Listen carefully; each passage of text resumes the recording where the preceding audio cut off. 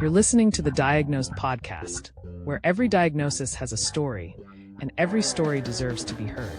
From survivors to loved ones, we explore the journey together with your host, Albano. If you get value out of this video, please like, subscribe, and hit that bell. Let's get on to the video.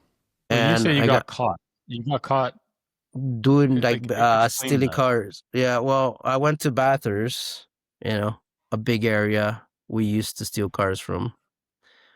And I had a couple of girls, I used to pick up girls all the time in stolen cars. I used to pick them up from school, whatever. And I brought them over to their house. We had this we were drinking.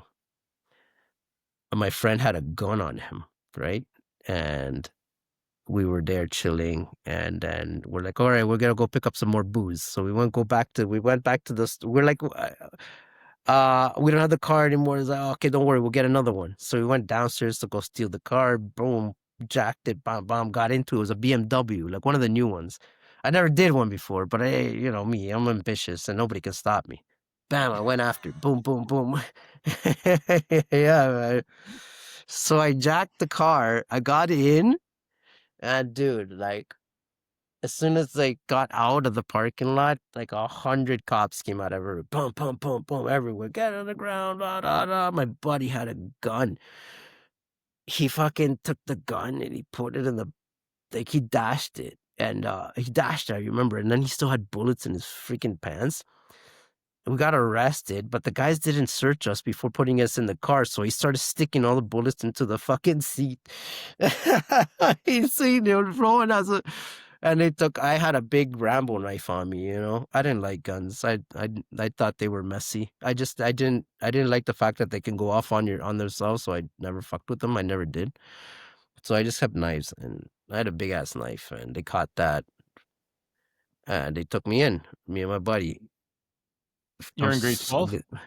No, this was way after. I'm already you're past done high grade school. 12. Yeah. Oh, No, because you I'm said in you were high school. 17. I'm in high school. Yeah. Oh, you're in high Yeah. school. Yeah. Grade 12 was me going into high school, right? I'm already in high school already. Now by 17. And so we're doing all the shit. And got busted, and the court was about a year long, the trial. Not the trial, the whole court case. Got all that. My buddy got into another trouble. He got caught for breaking and entering on top of this charge. So The same I guy was that like, you got arrested with the gun. my co guy, and Accused. so I told him, listen, because I'm a stand-up guy, man. I'm like, I'll take the case for this, bro. You just go handle that case. I'll take this case. Don't worry about it. So I took the case. And they gave me 2 years minus a day. When you say him. I'll take the case, what does that mean? You both got arrested. But I say that I was the one who provoked them to do it and stuff like that. Like, I just made it to my case. Like, I made him look like he was, because they never found the gun. They never found nothing that he had on him. They only found me with the knife, so I was like the bad guy. He was just in the car with you, so you took most of that. Yeah. So I told them I made it sound like he was, just my. So, anyways, I took the case and I took the year minus a day, because if I didn't take the case, if we did, we would have both done. Yeah, basically means 1 year. 2 years minus. Because 2 years minus a day. 1 year. Yeah, 2 years minus a day. So it's basically, because the way it works, this was back in the early 2000s. But basically, if they say a time and a half, that means that you're only counted for every other day. So basically 1 week is 2 weeks, right? So that's how it works. So a 2-year sentence, if you do a year on good behavior, you're saying that you served and your minus a day. Yeah, and it's minus a day means that you don't have to go to the penitentiary. If it's plus a day, then you got to do the penitentiary. And I was 17. I just turned 18. So the cops, the lawyer's like, I'm sorry, but I got to take you to the adult jail. I was like, oh my God. Even though you committed the crime at the age of 17? Yeah. So I was like, oh my God, here we go. Yeah.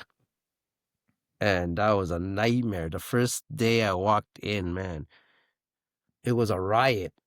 because the security apparently turned off the radio on a reggae night. There was some reggae night, and the security turned off the radio, and everybody missed it, and everybody's pissed. So they started flushing their toilets till it clogged. It was a huge riot while I was going into my cell. Dude, I was scared, bro. People were like banging on the windows. I'm gonna take your pillow. I'm gonna take your mattress. Like, oh, fuck, dude. And for the first 2 months, man, I was frightened. I didn't talk to nobody and do nothing. And then there's this African dude who came into my cell. You know, we were doing sign languages because he didn't know English. And then get this, after a few weeks, and the guy said something in Spanish. I'm like, oh, ¿tú hablas español? Sí, man, bro.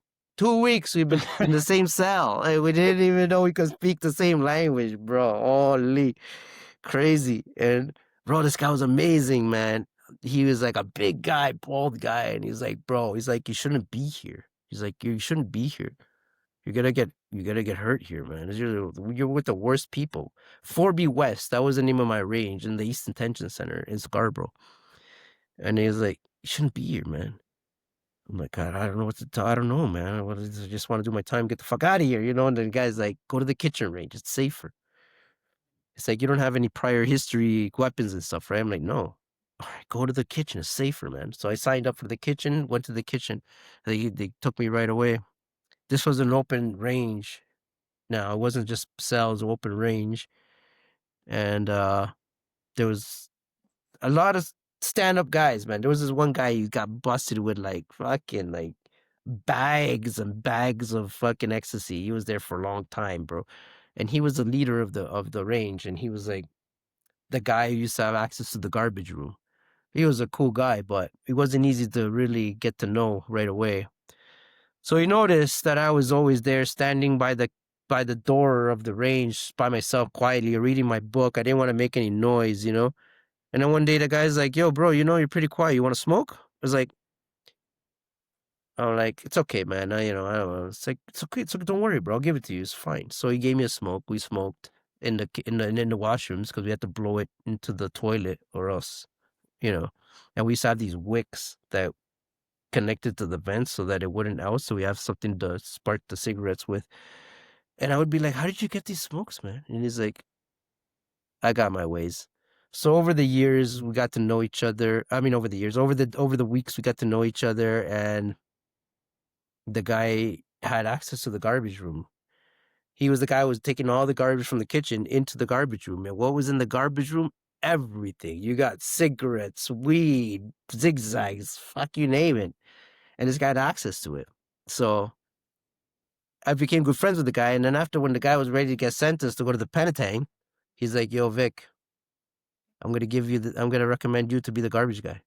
And I was like, for real? I was like, yeah, man. You make sure you take care of everybody up here, you know, make sure everybody is stable, because you got to give every group their dose of cigarette every day.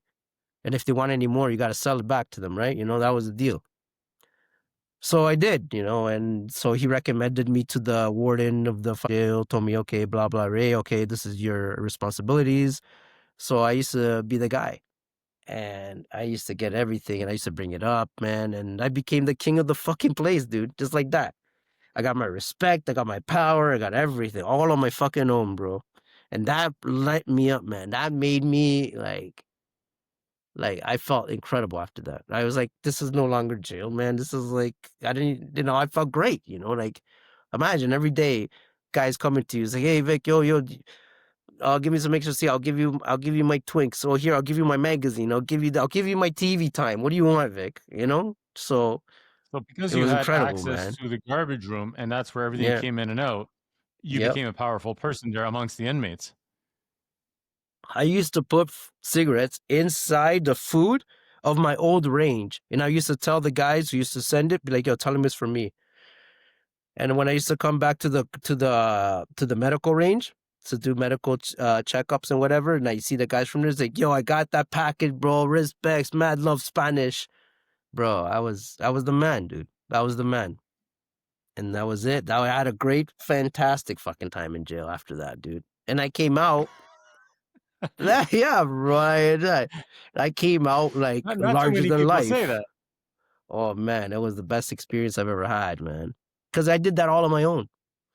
Everything that happened to me in my life at that point, I got fucked over either through people close to me, friends, or whatever it was. The case doesn't matter. Everybody fucked me. But when I got in jail and I was all by myself, I did it. I did it. And I came out, and I came out better than I ever was before. So that was You know what I love a about hell that? of a What I love about that is not the fact that you were in there, not the fact that this happened to you, but the fact that you can be brutally honest about it.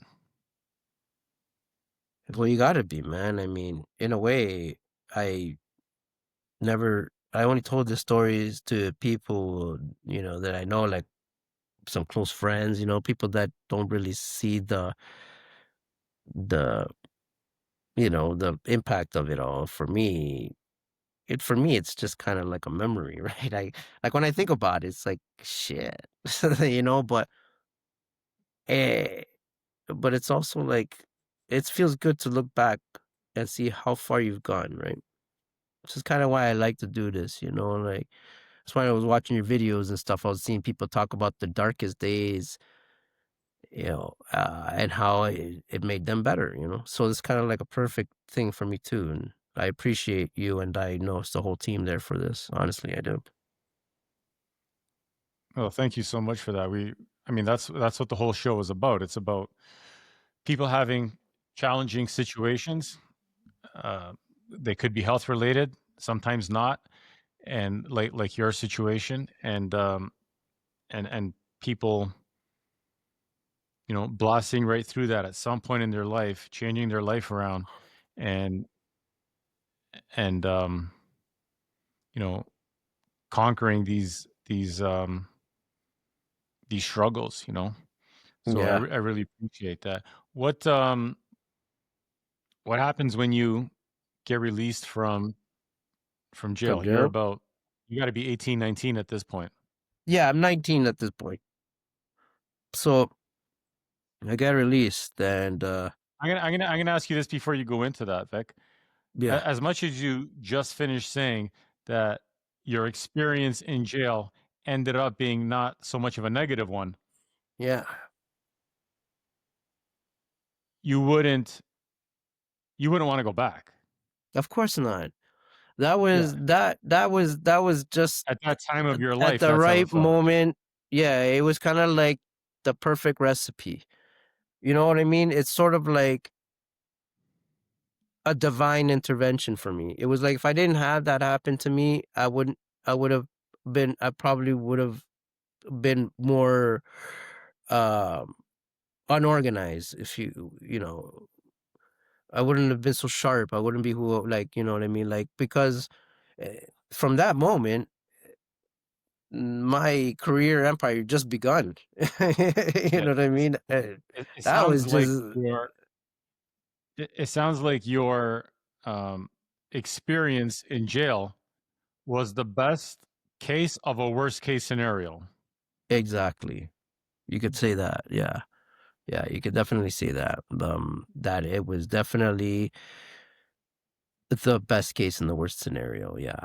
Yeah. Yeah. Because at that point, when I got out, when I got out and the doors open, the big fucking green doors, man. And it's like, yes. And who do I see there? My mom and my friend.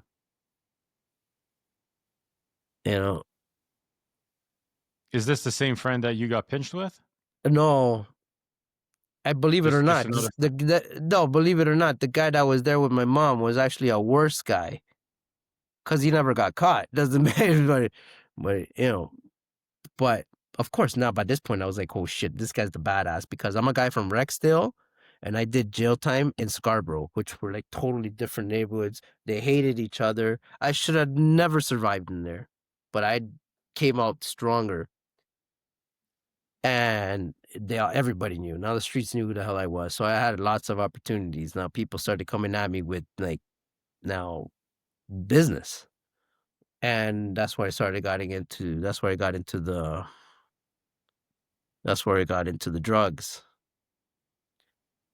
And I wasn't into the drugs. I was the supplier. I used to just I learned because now I'm trusted. So the big guys come after me now and be like, okay, let's go hang out. We hanged out. They taught me about strippers, going to strip joints, and how to pick up customers, how to read people, the whole works, man. And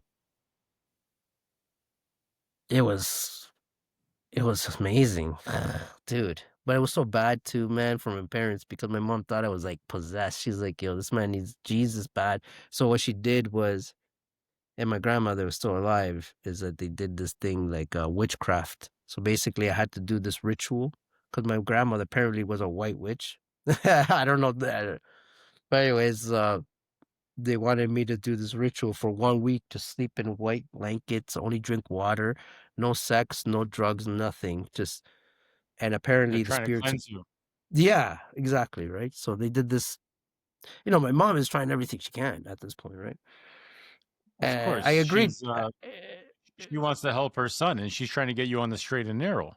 Yeah, yeah, And, yeah, and this is the avenue that she thought would make sense. yeah, exactly. So, anyways, she's like, "Yeah, let's try this." So I tried it, and of course, me being who I am, I ended up sleeping with a girl during the process. And dude, I still hold that against myself. Like I told you, I didn't care. I didn't give a shit. Like I don't believe in anything. Blah blah. Ray ray. So I felt that though. I felt like I was holding that. And anyways, time goes on. I become more popular. Started going to the big clubs. People started coming out with me everywhere. And I had this couple of good friends. I thought was a good friend. And we went to a club. By this time, I'm 21 years old, I think. And what happened And was, you're trafficking at this point. yeah, yeah. And Are you using Vic no, I or mean just they're there. trafficking? Not just traffic at that point. Nah, I was still at that point. I was still up. I was still clean. And we went to the club. This was in St. Clair and Dufferin. Actually, this was the Portuguese area, man. And we were at the club there, and I was there with a couple friends. There was crazy. Got drunk, super drunk. I was like, "Where's my friend? He's missing. I don't see where." So I started looking for the guy. I go outside to smoke some weed, I was smoking weed though. I've been smoking weed since I went to high school. I never stopped. And I went to smoke weed. I couldn't find him. Then he appeared out of nowhere, my friend, and he's holding his face like this. And I'm like, bro. And he took his face like this, bro. And his face is hanging. His fucking face is hanging. They were slicing his face open, man. And I'm like, what the fuck? I'm like, dude, who did this to you? Like, I'm screaming. I'm like, who did this to you? And then two guys came from behind, and they obviously came to finish him off. And I turned around, like, who the fuck did this to him? And then they pulled the gun out, and they shot 3 times. Bam, bam, bam. Dude, I blanked out. All I remember is walking back. I remember walking back. I remember glass breaking. I just blank. I walking back, and I remember my leg wasn't working. I was like, what happened? I couldn't remember. My other buddy comes from the club, comes outside. Everybody heard the bangs. He's like, yo, Esse. And I'm like, bro, something's wrong with my leg. I think I got stabbed. And he took my pants down, bro, and he saw a hole like this in my leg. And he's like, bro, you've been shot, yo. And then everything came back. It's like the memories just came back. I remember the guy came like this, man. And I went like this, boom. And he shot my leg. And pop, pop. And I'm like, and I start freaking out, like, holy shit, is it big, bro? Like, am I gonna die? And then like, it's like, holy shit, dude, we have to get you to a hospital. And it was a fucking shit show. There's traffic everywhere. There's no way we're gonna get any fucking ambulance there. Cops started coming. I was like, I don't want to deal with the cops. So let's go. They picked me up. They took me across the street. They put me in a tow truck because one of the guys was friends with the tow truck guy. Put me in the back of the tow truck. They drove me to the hospital. They drove me down there. They left me there. I'm like, bro, everybody get the fuck out of here. I'll stay. I'm like, here, take my phone. They took my phone, everything, my shit. I'm like, I'll just stay here, bro. They took me.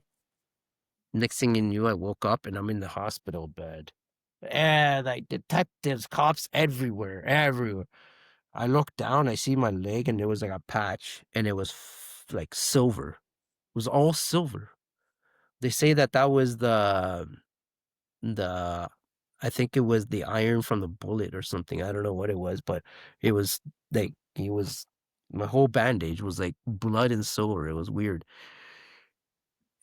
And the cops were like, "Yo, so what happened? What do you know?" I'm like, I don't know anything. I'm drunk. I don't even know how I got here. Like, I want to thank you though. So that's not gonna help, sir. We can catch. I was like, I don't know anything, doc. Just give me the drugs, whatever, right? Anyways, that was it, man. And What for happened to your sim friend whose face was cut up? Did he get shot? oh no, no, he survived. But he turned but you know, after a while I realized that guy wasn't really a friend after all. So, you know, in a way he got what he deserved, honestly. I should have never defended him, honestly. I should have never. And that's, that's another thing, right? It makes you wonder. That's when I realized too, in my heart, I was like, just because I'm popular, I shouldn't just allow people just always to come in my life. It's like that can cause trauma. You gotta know who you allow to chill with because their problem will become your problem. You know what I mean? So I learned a powerful lesson that I shouldn't be reckless with my power. I shouldn't just let people in my fucking circle just because, oh yeah, everybody, let's hang out, whatever. Just because you bought me a drink, oh, you're a badass. No, a lot of people like you for who you are because of the power you bring, right? So After you got shot, did that change the direction of your life in terms of trying to get cleaned up, or did you continue oh on no.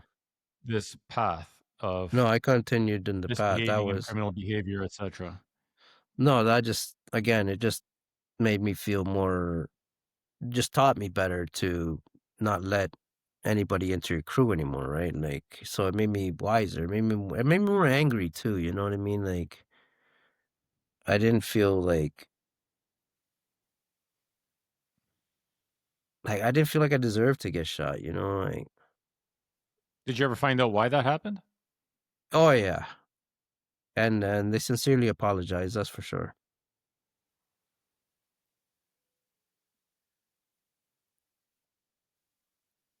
You said they apologized? Yeah, they knew who I was after. They weren't there for me. They were there for him. But that guy was no longer I didn't want to be a part of it, about that gang life, about being popular around the people anymore. So I decided to just keep my distance from that and just started hanging out with just the hustlers, just the people outside of the screen. But that's kind of when I started getting into the movies. I had a friend of mine who lived at Queens Plate, and he was already an actor, and he's like, "Bro, you have a crazy life, man. You should get into the movies." And I'm like, "How?" And he's like, "Here, sign up. I got you a link." So I went and I got signed up with Actra, downtown Toronto, and they're like, "Let's go. Let's put you in the background as Spanish gangsters for that show Flashpoint." So I had to be a gangster, and I was in the back of movies, and I was like, "Shit, I like this, man."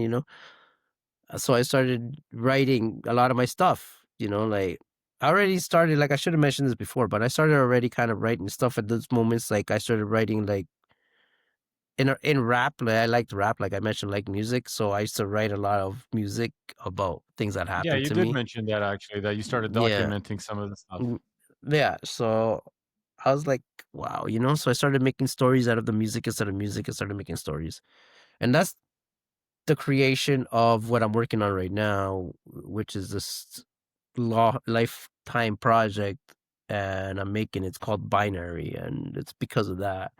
Anyways, I got in touch with other people, and I got into this sort of this function. It was for kids who been to jail, who are trying to make it in life, and it's a free grant to make movies, and it will help them in their careers. So yeah, I was like, okay, I'm down with that, and I did it. And it was like, I don't know, maybe like 15 of us. And we all started making our own movies. Everybody was making movies about themselves. Like, oh, how I did this. Oh, I came here. This is my story, blah, blah, blah, blah. And I'm like, nah, man. You don't I'm know not these about, people. no, I don't know them. I only knew 2 of them Okay. that were there Okay. that got me in. And the rest were just random people that are trying to make it in the same, same area, right? So anyways, I was like, everybody's making these movies about themselves. Very like, oh, I made it, da la ray ray. It's like, that's boring, man. Make an actual movie about something. You know what I mean? Like, don't make it about you. Make it about the life, So that's what I did. And I did it. And I made a story called 7 Minutes. And basically it's about like you meeting your friends being there who you think are your friends, and they have a job, and it kind of um what do you call that? It interferes with your personal life, with your families and stuff, and how big of a shit show that can be. And it was powerful, dude. And when we took it to the movie theater, because now when you finish to completed it, you're supposed to take it to this to the theaters downtown Toronto in front of a crowd, and then they do a what do you call it? They judge it. A rating, a rating basically to see who's the Yep. best movie, or what really comes from the people from the hood, like, let's see what they got. So everybody's showing the movie, and the director, the guy who was helping the teacher, he was like, dude, your movie goes last. Trust me, save yours was front. Like, we want mine's to be last. He's like, yeah, we want yours to be last. I was like, okay. So everybody's playing the movie. They're all the same. They're all just about me. Oh yeah, I'm this. I came here. Oh, this is my story. Mine comes up. It wasn't about me. It was about like the perspective of everybody's story. Like, like a whole fucking movie about it. And buddy, that shit fucking hit everybody, bro.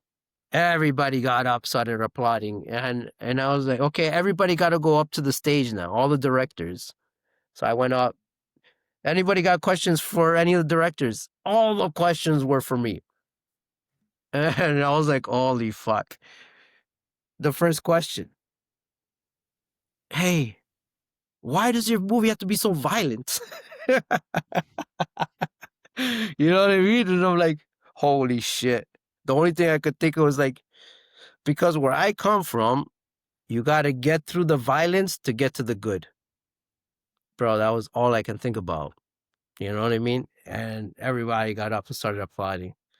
Got a stand-up ovation, ovation, and it was like the most incredible fucking thing I felt, man.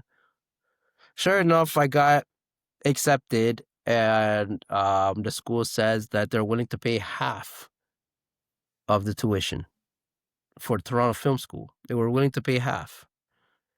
And I'm like, fuck, I couldn't afford it, man. I was like, no, bro. Like, at that point, I was like, nah, I can't do it. And you know what I mean? Like, so I continued my career fucking criminal, dude. And I did what anybody had to do. And that's when I started doing drugs, because I started going to the parties. I started getting to bigger parties. Now I'm partying with celebrities. I started partying with hockey players. I was partying with baseball players. I was going to the biggest events downtown Toronto, you name it, man. And I was there. It was at the Cabana pool bar. That's where it was. I used to be there every weekend, and yeah, I partied with celebrities and stuff, and shit got crazier and crazier and crazier. And I needed, and then it got to a point where I was with so many women, dude. So many women, so many, like partying. I wasn't taking care of myself, and then I had to change. One day I just So went you were to, getting caught up in this limelight. yeah, I was like, it's no matter how far you get in this life, it's like there's no ending to it. It just keeps going and it's fun, but there's no real, it's like I hit a plateau. It's like, yeah, it's fun and everything, but fuck, it's lonely. You don't get nowhere. You get home, you wake up with a different girl, or you wake up with nobody at all, like nobody cares for you. They just care about what you have. They care about what you bring. You're the party, but you're not the one you want to go home with, and that bothered me. So I started going to then I went to this retreat. I don't want to call it a retreat. Just decided to go to a cottage my friend had up north, and I went to the beach by myself, bro. This was like literally when the sun was coming down, the sunset, and I was in the water, and I was just dipping my head, and dude, I dipped my head in the water that came out, and I looked at the sun go into the water, and I saw a vision of myself with watches. I had a jacket. I was looked good. I had I saw myself in a life I never dreamed of. And that's You're where, seeing your reflection in the water. Is that what you're seeing? yeah, it was. I saw a reflection through the water as the sun's going down, and I saw a reflection of me, but a clean, successful man. And I was like, holy shit. And after that, I stopped doing drugs. I stopped everything. Cold turkey. Bam. Just stopped everything. Our sponsor for today's episode comes from Audrey Souza, a licensed insurance advisor dedicated to helping families stay financially supported through life's toughest moments. From life and critical illness insurance to long-term financial protection, Audrey works with clients across Toronto and Southern Ontario to create personalized plans that bring peace of mind today and security tomorrow. You can learn more by reaching out on Instagram at Audrey Souza Insurance or by email at audrey.souza@dfsin.ca. That's audrey.souza@dfsin.ca, because your family's future deserves more than what ifs. I'm gonna go to school. I went to school. I studied fucking supply chain and logistics because I wanted, because I'm good at fucking moving things. So why not? You know what I mean? So I thought, why not that? And I learned about that. I got into it deep. I started networking. I met my friend Dan, who was there to help students get into new businesses. And he was there and he saw my PowerPoint because, again, I'm good at making videos and stuff. So I made a wicked PowerPoint saying why, where I come from and what I'm looking for. And he's like, shit, that's powerful, man. It's This like is maybe more we should recent, help. right, Vic? Yeah. You're not in your 20s at this point. This is much further on in life. This is mid 30s now by the time, because after Okay. I got shot but but this is before. Okay. So I forgot to mention Mexico. So before all that happened now, before I went to school, before I went to the cottage and I saw myself, whatever, I I went to Mexico. This is 2017, and I went there because, again, I was by this point I was already chilling with the biggest guys, and we're talking about all of Toronto. We're talking about guys who are handling Toronto. I've hanged with bikers. I've hanged with Italians. By this point, I've been with everybody. Like I'm pretty sure right? And I started skydiving. I started doing everything because I was looking for thrills. I was at the point where it's like nothing scares me, at that point. So You're just looking for that next rush. yeah, well, yeah, exactly. I was already hit the And every plateau. time That's you what I said. achieve that rush, you want a higher one, right? Yeah, and that's what I said. I hit the plateau, right? And I was like, I want to be something, and so anyways, I'm with these big You're in guys, and Mexico. yeah, these big guys are like, yo, Vic, let's go to Mexico. We'll pay for everything. Don't worry about it. I'm like, all right, man, you guys are really big standout guys, of course. And it's a free trip. What the hell? So we went. It was like about 7 of us. The villa we stayed at was at $3,000 a night, and we stayed there for a week. Think about it, right? It was that crazy. American, by the way.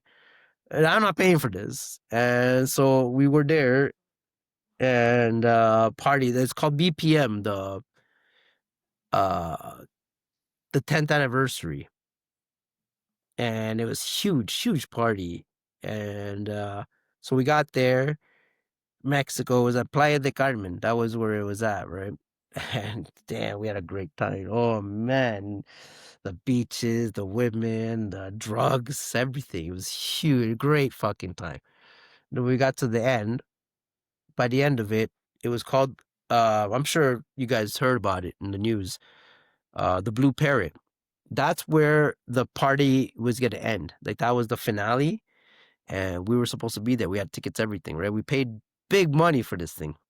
And the girls we were with, So I've they been were to like, Playa del Carmen, and yeah, that's a bar right on the main strip. no, that's the city. Playa de Carmen is the whole city. The Blue Yeah, I've been to Parrot, Playa del Carmen. yeah. So that's the city where they were hosting the party, right? Okay. And apparently that's supposed to be safe from the cartels. So it's supposed to be safe grounds, right? And so we were there, and these girls that we were with, they were like, don't go there tonight.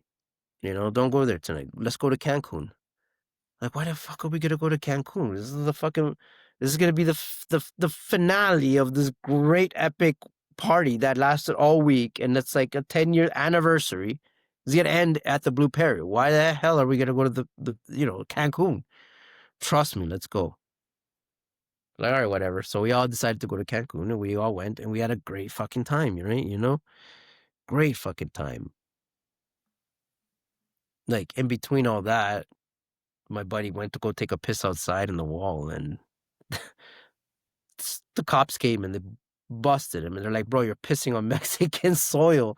You're gonna go to jail. So we had to pay the guy $2,000 American to let my friend free. By the way, that was just in between. That's crazy. Mexico's crazy. So anyways, yeah, $2,000 later, we're like, all right, let's go. We're going home, and there's soldiers and military all over, like everywhere. We're like, what the hell's going on here? We turn on the radio, and they said that the country is on a lockdown. Apparently, there's been a super massacre shooting at the Blue Parrot where we were supposed to go. They literally went in and shot up the whole club. There was like Canadians, Americans, Mexicans died, everything. We were supposed to be there, man. So the whole country got shut down. We went back to the villa. That we were supposed to leave the next day, but the country was shut down for the whole week. So we had to find another way. We had to get out of there. We had to go somewhere else. So we had to go to these cheap, like jungle, like these cheap hotels where like lovers go. It was so crazy, dude. It's like I had to call the airport and be like, yo, I gotta leave early. And they're like, well, you have to pay extra. I had to pay extra for the taxi driver to pick me up and take me to the airport because it was a lockdown. It was insane. So I had to escape Mexico, literally, to get to get back home. Oh man, that was a You were able rush. to And get on now, the plane? yeah, I was able to get on the plane because I paid the guy extra to get me to the airport. You know. Okay, so the flights weren't canceled. You just couldn't get Well, the there was planes no movement, were, there was no traffic. yeah, yeah, exactly, yeah. That like the streets were stopped. Right, the streets were shut down. Okay. Yeah, so that was a crazy experience. Um, Jeez, I got back, So and by you're then I was you get back to Canada. So you were telling me about school. You went to school after this happened because I think we went back and forth a little bit. Is that yeah, right? exactly. Well, yeah, it was because of this. Like then after that, it was kind of like I met my girlfriend by that time, but she ended up being my wife after. So that made me kind of change my ways. Like, okay, I got this girl. She's wonderful. She's amazing. I nearly died in fucking Mexico because of cartels, and this is the life.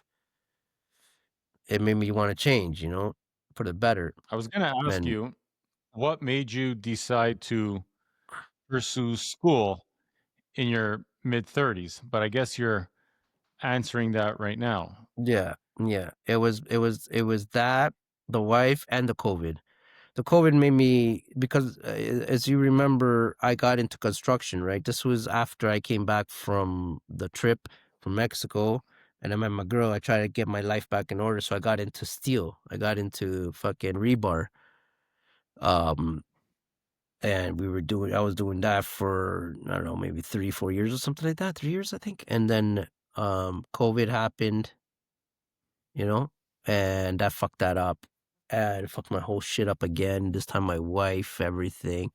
Got back in. I started doing drugs way more than I did before now at this point, like, and my wife was depressed, man, because I got into the accident, car accident, and bro, she was depressed, and she was so loyal. She would never leave me no matter what, but I couldn't live with that. And I told her, "You're free to go, if you want.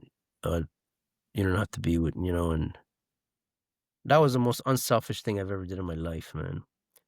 And she told me she loves me more now than she ever did because of letting her go, you know? That was that shit hit me hard. And fuck, I was depressed, man. I started doing drugs. Dude, I was gonna kill myself at that point. I didn't care about anything at that point. Nothing, I had nothing left. And then my social worker just showed me the light, man. The social worker showed me that there was more to live by, and all the stuff I've documented. I have a good, like, she showed me a vision I never saw before.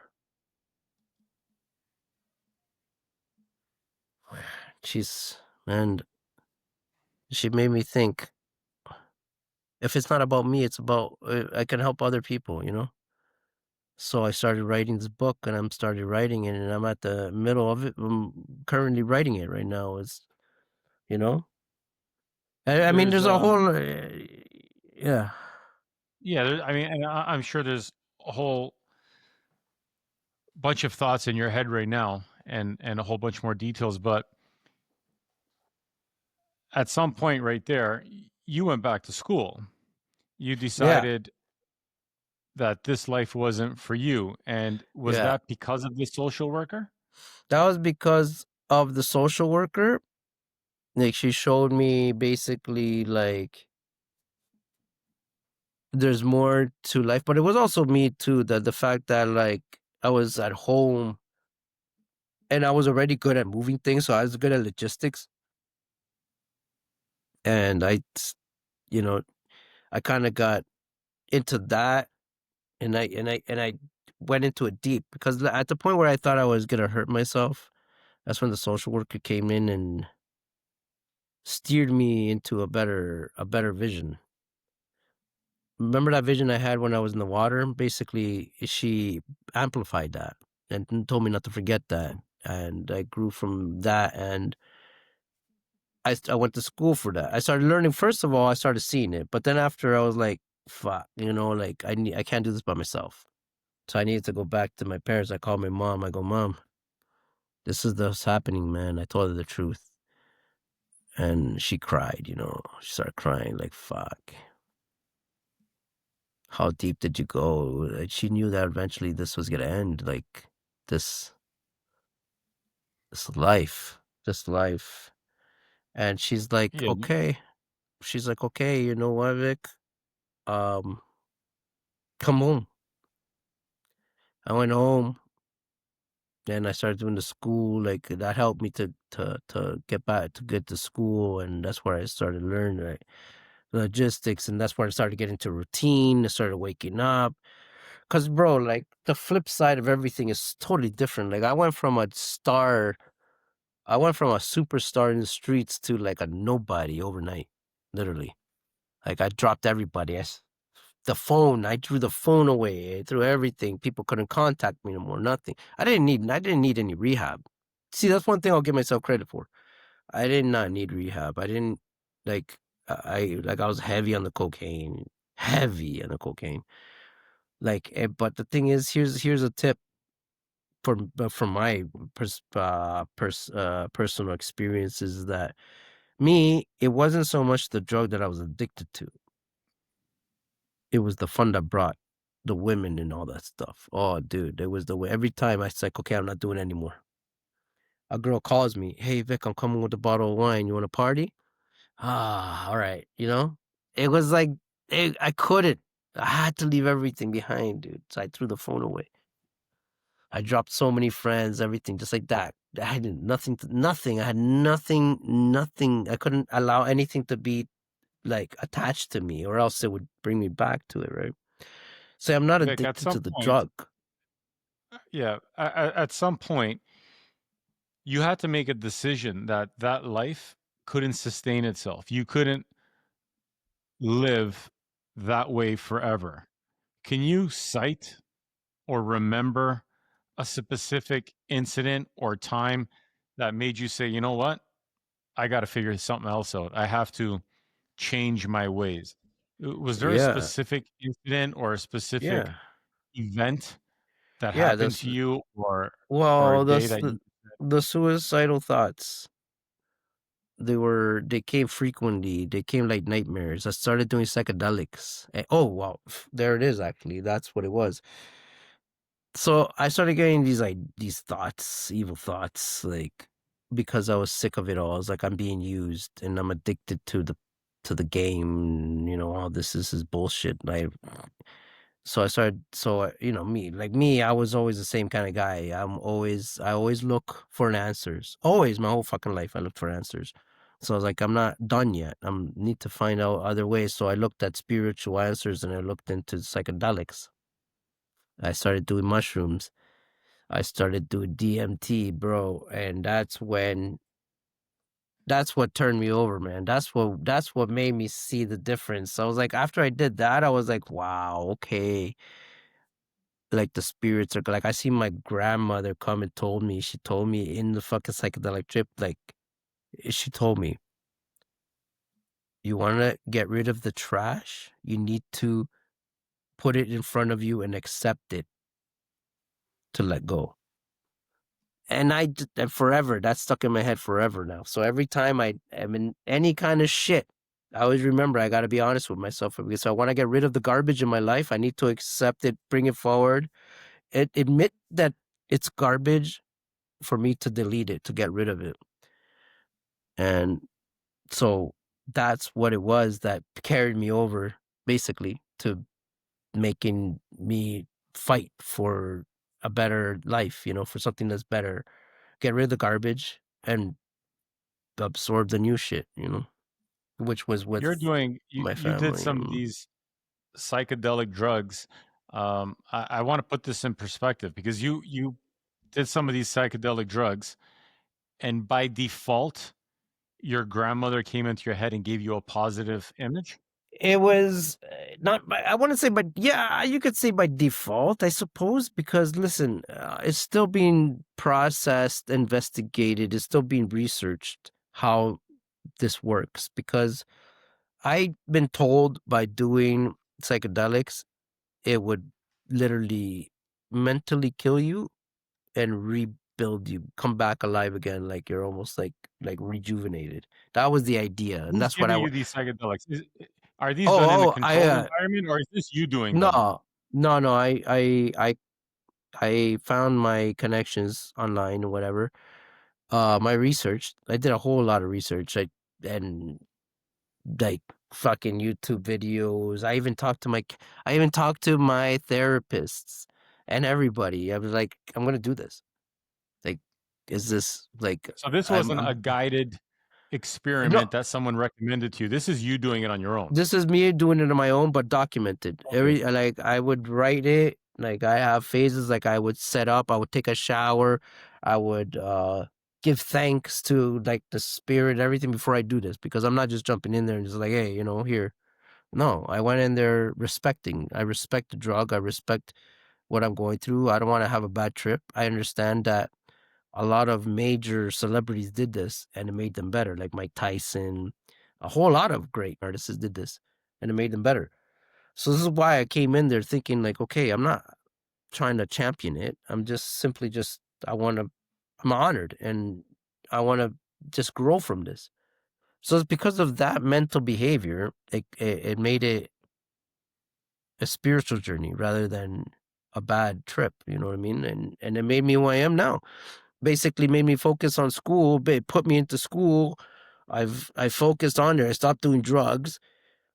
I stopped thinking about girls. I stopped everything. Like I mentioned earlier, during school, I was with Dan. He saw my PowerPoint video because of the video So I who was created Dan was at like the school? Was Dan he, one of the professors at school? Was he a student? no, How he did you wasn't meet a Dan at professor. He wasn't a student. He was a mentor. Basically, he's there because he already had his business going on. He was there for younger. He was there for the business side of the school, but because I did logistics, supply chain logistics, it branches off of business. So he So he saw came in as a my guest speaker. pretty much. He was there to pretty Okay. much help like pretty much guide where we want to go with our career, because supply chain and logistics is a big umbrella. You can be uh an operations manager, or you can be just like a logistics agent, right? Whatever, right? So it's broad. So he was there and he saw the PowerPoint class because he was looking for anybody with ambition. And that was the class, Look for Ambition, where people will show their video and why they're here. So he saw me and he's like, shit, it's like he was looking for people that have heart. Filipinos said they're hardworking people, right? So he was looking for that, and he saw that, and he saw the potential in me, and we started doing videos together with 360 because, again, the video I made was great and he liked it, and that's how we started. So you teamed up And with him outside yeah, of school. You're there as a student. He's there as a yeah. um I'm not going to say professor, but he's there No, he was there helping as an guide you guys at influencer. whatever Yeah, capacity he was yeah, at. And yeah. then you I developed a mentored business him. relationship with him outside of school. Yeah, like we started doing our brainstorming. Well, it started with our professor, our school professor, and it was me, him, us three. We did luncheon, and then we would talk about like what I wanted for me, for my career, how I looked at it, and I wanted to be an operations manager, right? But that wasn't easy, and but nonetheless, that was the goal. So, anyways, school went on, we finished, and I did not even go pursue that. I instead went with running a business of our own.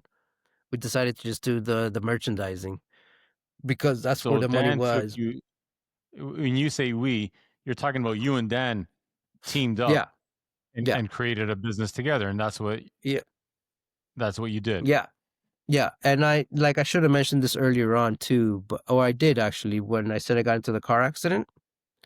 Yep.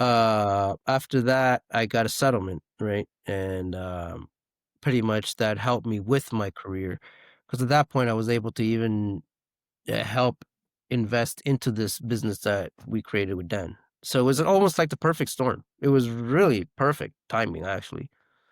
And that's it. Now, Tell me a San little bit about man. just just in closing here. Tell me a little bit about where your life is at today.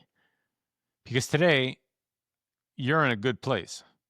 Yeah, I am.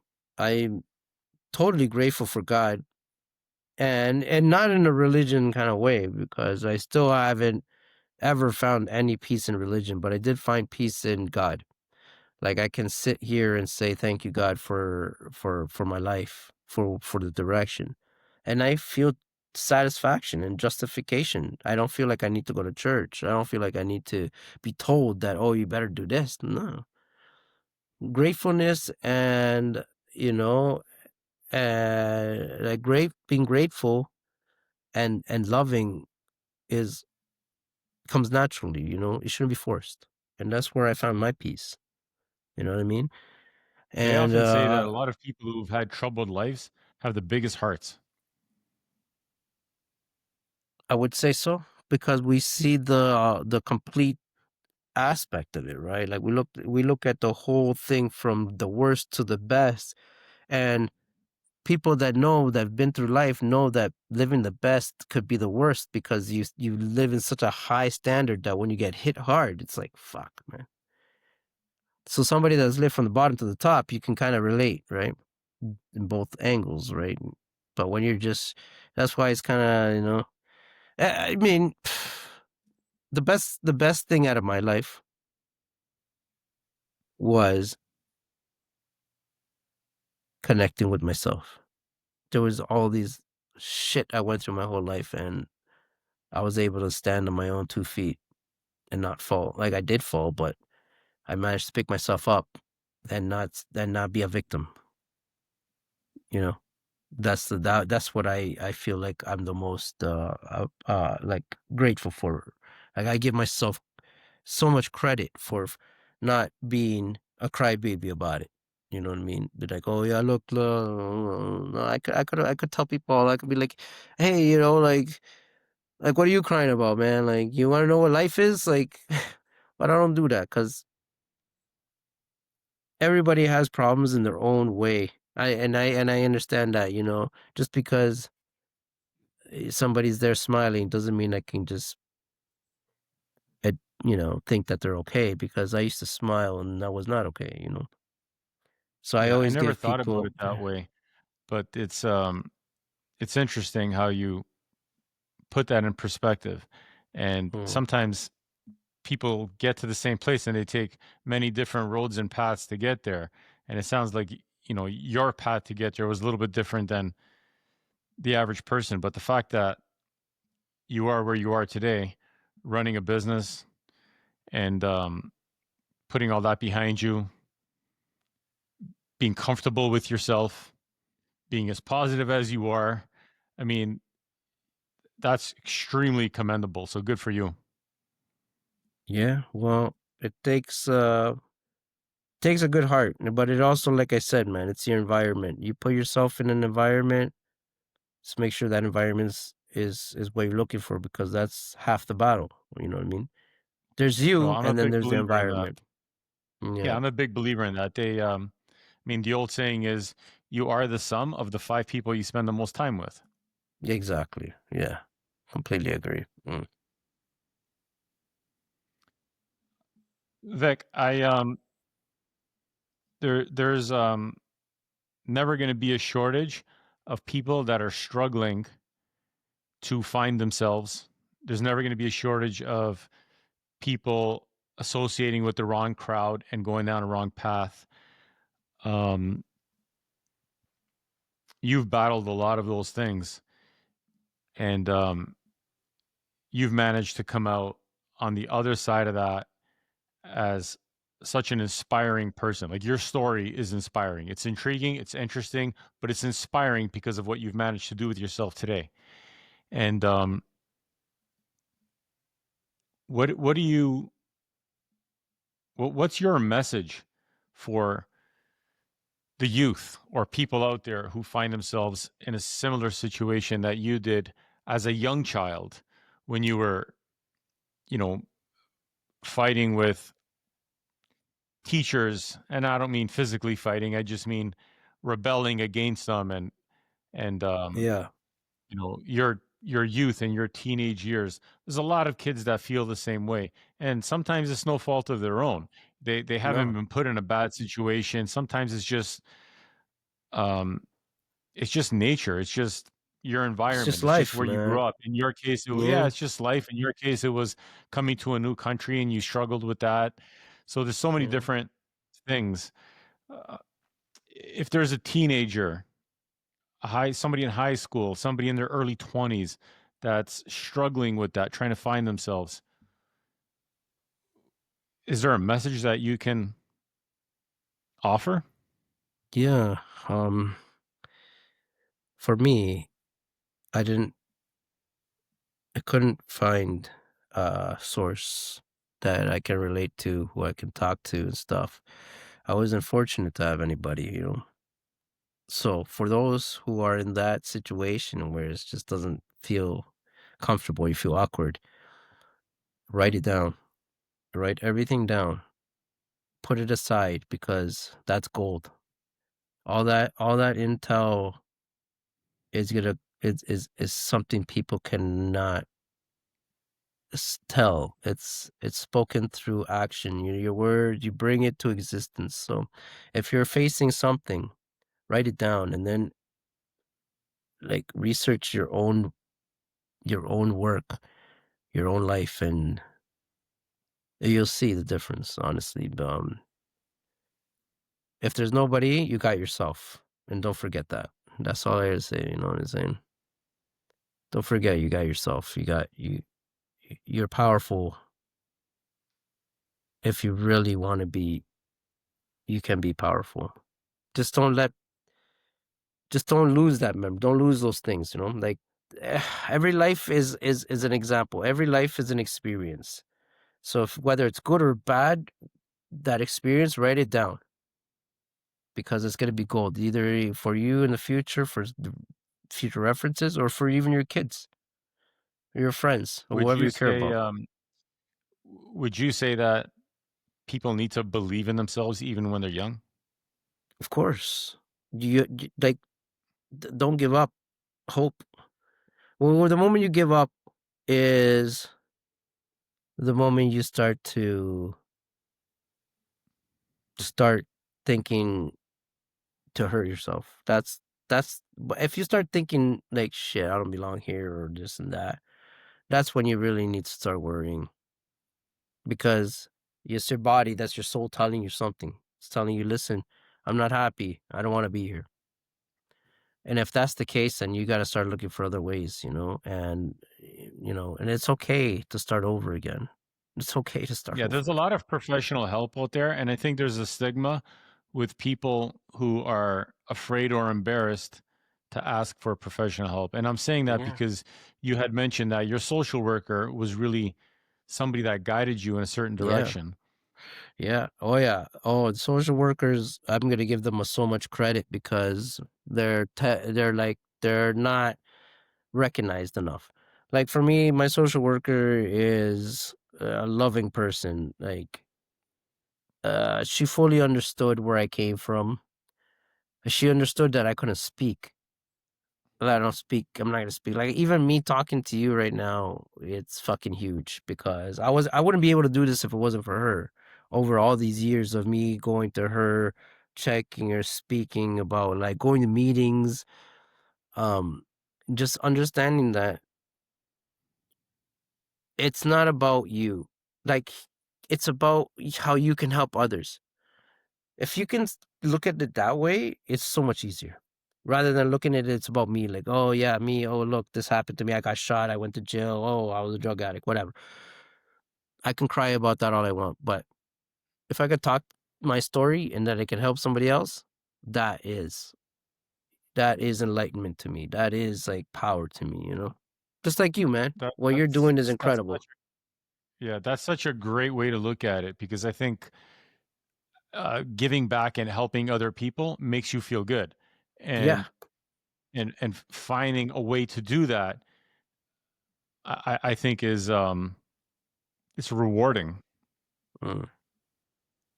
Yeah, it is. And that's all I ask for now. That's my thing. That's why I'm writing a book, is because that's my drive now. It's like not so much for me to carry my stories and be like, yeah, wow, what a wild life I had. No, it's kind of unfair. It's like, let me help somebody.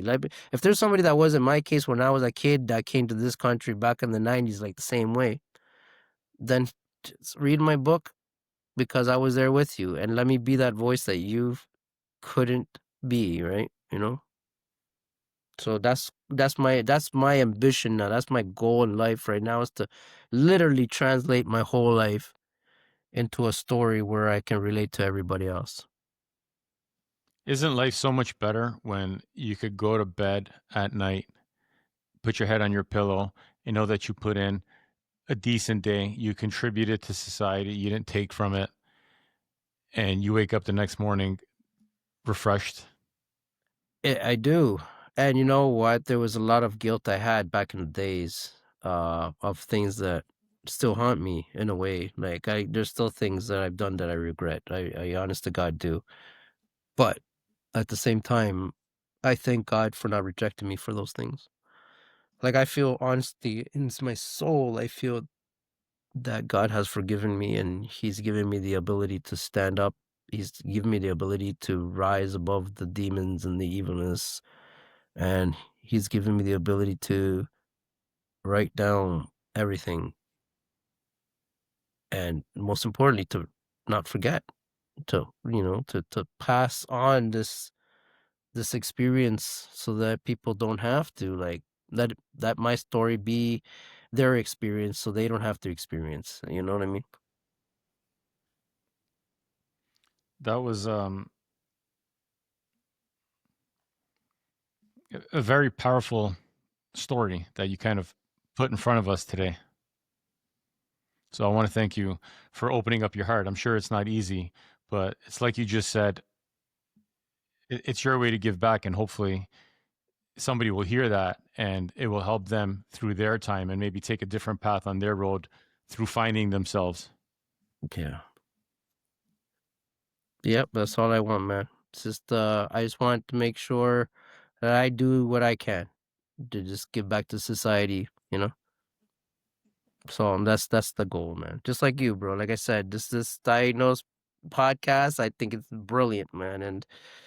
And honestly, I was a little bit shaken up coming up here. I was thinking, shit, I'm gonna come here and talk about this is crazy. But like I'm gonna go to bed tonight thinking like I did a good thing. And I thank you guys for this. Well, you did a good thing. You have no idea how grateful I am to put out a story like this, because it's not easy for us to, you know, find these kinds of stories where people have these kinds of challenges and struggles. Um, the premise of our platform is usually health related or addicted related, and it's usually one massive shock that somebody got in their life that they had to fight through or get through or deal with. Mm-hmm. In your case, it was several situations that you've had, and I learned today that they started with you as a child battling your emotions and Mm-hmm. and fighting those struggles, and it kind of just led you into one path, and you tried to figure that out, led you into another path, and you thought somebody was going to do something or be somewhere, and then they disappointed you in your own mind and your own way. You figured out how to get to a different, darker place and Mm-hmm. find comfort in however you thought was comforting. um, and then ultimately, after so many years, you decided to say, hey, I just can't keep going down that road. So Yeah. I think it's brilliant of you to do that and be where you are today, for sure. Yeah, man. I thank God every day for surviving, for being here, for sure.